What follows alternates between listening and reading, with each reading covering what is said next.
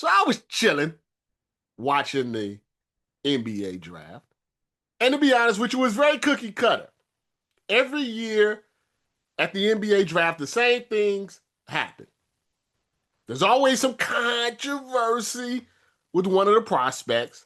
In this case, Ace Bailey. Another kid didn't look too happy to be going to Toronto. It is cold in Canada. Every year, ESPN messes up one of the prospects' name. In this case, I think Colin Cowherd, of all people, got drafted into the NBA. I'm sure the Herd will be very happy about that.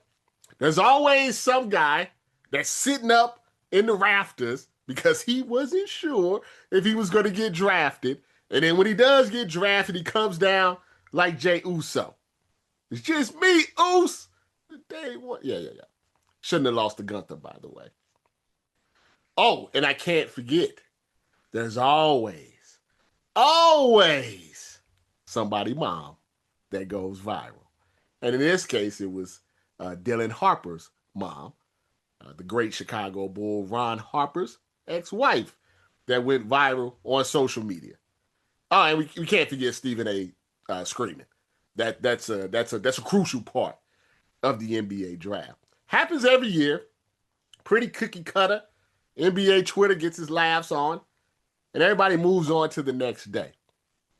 But did you notice something interesting about Cooper Flagg? I noticed something interesting about Mr. Flagg, the number one pick of the Dallas Mavericks. If you did not know, Mr. Flagg is white. I know. You might not even have known that. You know why? Because when NBA players get drafted into the league, they just talk about ball. Isn't that shocking? So we got a glimpse of what Cooper Flagg is good at, what he needs improvement in, how he'll fit in with the Mavericks, who was going to be a playoff team. They were a play-in team, but probably would have made some noise if Kyrie didn't get hurt. We got a lot of analysis about how Mr. Flagg would help. We got a lot of information about the ticket sales in Dallas going up.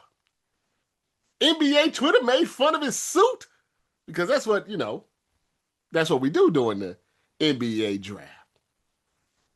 And nobody got their panties in a bunch.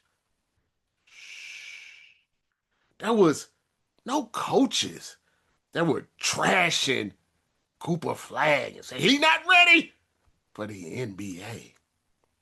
There were no players, active or retired, that came out and said Cooper Flagg is not ready for the NBA and he's going to fail. There was no MAGA that came out and said Cooper Flagg, even though he went to Duke and he played in Maine. No MAGA came out and said, this is our Superman.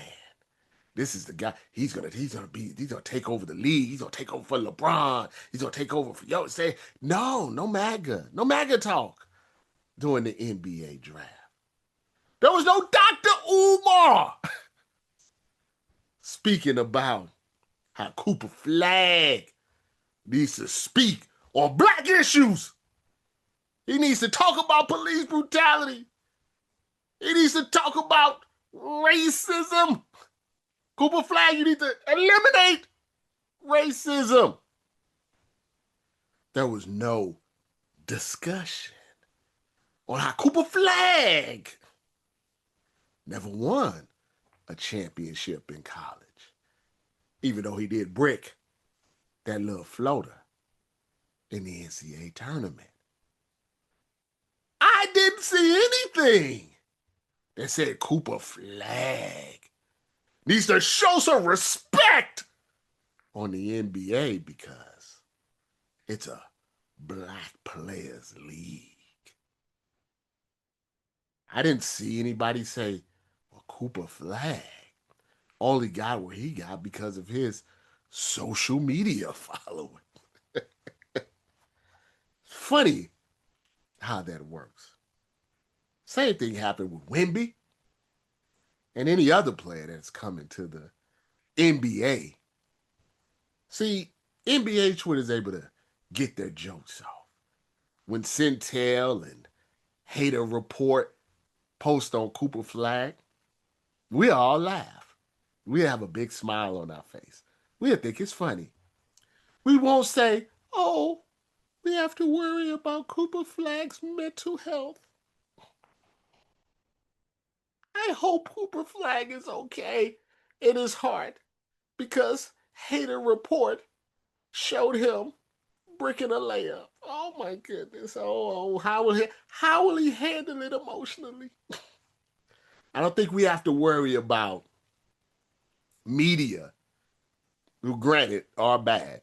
But I don't think we have to worry about them actively wanting and getting joy if Cooper Flagg doesn't have success.